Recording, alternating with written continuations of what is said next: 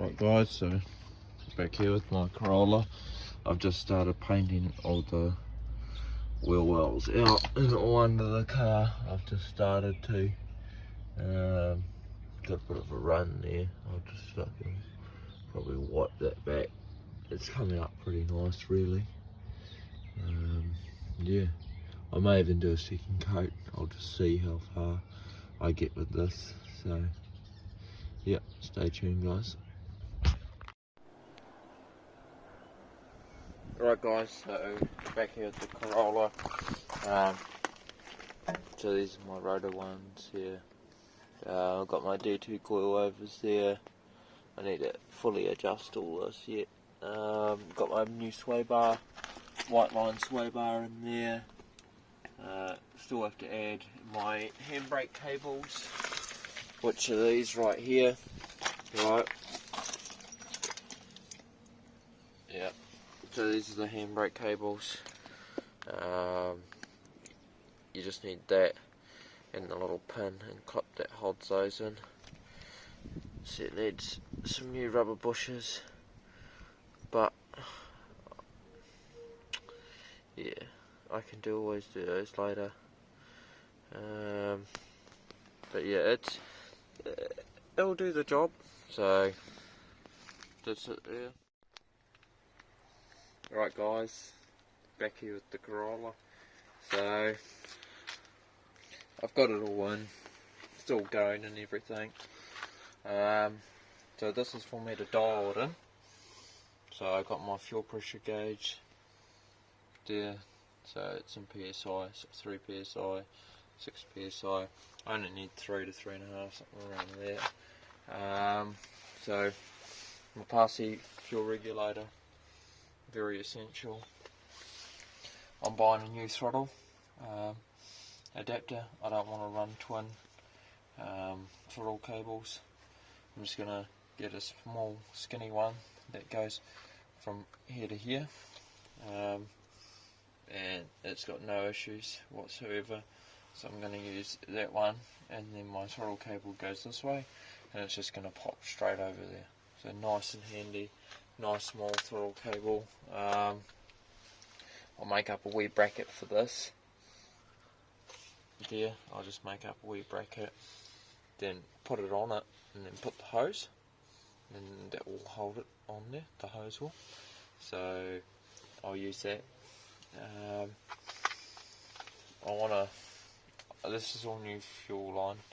I'll redo all this. I have to get some more to redo all those down there as well. Yeah, overall it's going pretty good. Got my radiator in here. Need to buy some more new hoses. I had to cut that. Then it was like a little bit too short. So, and it's pretty shit anyway. It's just I've ordered it, but it's taken a while through the lockdown. Yeah, it's looking good. Right. So that's what we've got going here. Those are the old rotors. I couldn't get any more in time. My D2 coilovers, my new rear sway bar. These are not my new painted ones here. I have to get powder coated because I tried painting them by hand, well with a spray can, and it just came out like shit. To be honest, so I'm just going to get it done professionally, all powder coated, just for the rear subframe and the trail arms and all that. That's really about it. And I've under sprayed all this under here, so that came out alright. I'm not going for anything too fancy, just needs to do the purpose and you know, do the job. So that's what I'm going for. Yeah, that's pretty much it really. So it should be really low. The new sway bar should really help it, because this was not, I wouldn't say back end happy, but when you're going around corners quick, it would tend to fucking not have any traction around the corners. Like when they have like the signs that say are like 65 and you're doing 120 around it, and the arse end starts to kick around, it's not that fun, you know. So that's why I opted for all this sort of stuff, so I can just fully harness this car, you know. Just honestly, this thing is fucking ideal. Like, you look at it, my car is the base model. That's the lightest out of the two-door. So it's a coupe hatchback. It's got the lightest fucking motor in it, right? And I've stripped out most of the shit. Got rid of those fucking heavy ass front seats. They weighed so much and they smelt like old people, so I had to get rid of that. I've got rid of the fucking steering wheel. I probably lost 5 kg right there because that thing was heavy. Back seats, I'm going to keep them. But when I really want to go race it, I'll just whip them out. Spare tyre can fuck off. And I need to put some stuff at the back, like battery relocation. Do some small shit back there. And yeah, then like I've stripped out most of the weight really that I can. Unless you start cutting up the car. That's the last thing. But yeah, I also want to put a wing, but not like a AE92 hatchback wing, like my own custom one, like a KP60 wing.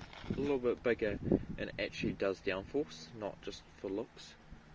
So it needs to do the purpose, because that's why the arse end of this car is coming round. It's because of it's got no downforce, but it doesn't have a lot of weight there, and all the power's on the front. So yeah, and I've redone all the bushes, right? You can see there the brand new bushes. So yeah, it's come out alright. It's done the job. I've got some rust in here. That's beautiful, eh? Oh, yeah. Straight hole through the frame. It's all good though. It's only a small little one. This guy just put bog everywhere on my car, eh? He put bog. We're noticing really unnecessary spots. He put his dirty fucking tractor paint, bro.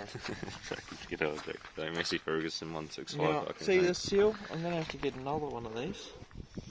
Because when I strip it all back here, I'm planning there's going to be a lot of rust put on here. Yeah, I just know. it'll be under all this rubber seals probably. I'm glad this guy's done it here, because I can kind of see that he's fucked the seal and he's bogged this up. So that means if he's fucked it anywhere else, he's fucked the seal up. So I only see this part. So he's too lazy to take out the windows, the old prick. But yeah, definitely not the right way. It's only for temporary. You'll get a couple of years out of it if it's done right. But yeah, I don't know, when I first bought it, we didn't really see too much of this, you know, and it looked like he fucking really got some elbow grease and polished it up, bro, because after a couple months of owning this, look at it, there's no shine on this. It's just like fucking like matte red. Like, and then it's got all this white sort of, as you can see, this scummy shit that's built up. That's actually not like, that's not underbody, that's on the top of the paint. You know what it's like? It's like Messi Ferguson red. Yeah, that's what I said, yeah, Messi Ferguson tractor paint, that's what it looks like. Then he's had a spray paint job on here. You can tell because you can see the red still through the seal there. Yeah, and it's still, it's just shit paint job, you know. Yeah, but they do look a lot. Hopefully I can take this one off in one piece. They do definitely look a lot better when you paint the window black. Yeah. On that piece there. If you look at my one, see how it's just all silver. If that was black, it would definitely match in with the whole trim here. That's what. Yeah, they do look quite nice. Right, guys. Back here with the Rugged Garage. So this is my car at the moment. I've just done some wiring. I put in my oil pressure gauge. It's going to go up like there. Do a little wee bracket. I got my taco that I just need to fix, but all the wires are working. I got a new fuel pump from Mexico or something. It had a bracket, but it's real shit. So I've got my own one that I'm just gonna put down, and yeah, So I've just got these little wee clamps. I'm just going to rivet up down underneath the fuel tank. So yeah, we pulled all the carpet up all here, pulled all the seats out. So we ran a power wire here. So this is our power wire, and that goes to the ignition, runs into a special switch, and then so we can turn the fuel pump on and off on a switch, and also it's ran off the ignition. So you have to, it's like a two-step process, so it's just good if anyone... It's an anti-theft. Yeah, anti-theft thing, then we've also hidden the switch, so no one can find it. Yeah. But yeah, so this power wire here connects to the fuel pump, and then, and then that runs the fuel pump, obviously. And then the ground we're just going to put onto the body underneath the actual frame here, and then that just essentially runs the switch, and that's the signal to it. So yeah, it's a pretty simple process. Took us around about sort of maybe 2-3 hours to run it under the carpet. We ran it properly with all conduit here. And all of this come off, the whole lot. Yeah, we pulled all the dash out, ran all the wiring for this, and then ran separate wiring for the fuel pump, and then it's ran off the ignition there. So yeah, it's a bit of a process, but now we've got there now. So we had a wee bit of a look online about how to do some wiring, and then sort of found a few bits and pieces, and now I've done it. So yeah, Gives you an idea. Right, so we'll just get all this all situated up, and we'll get back with you guys.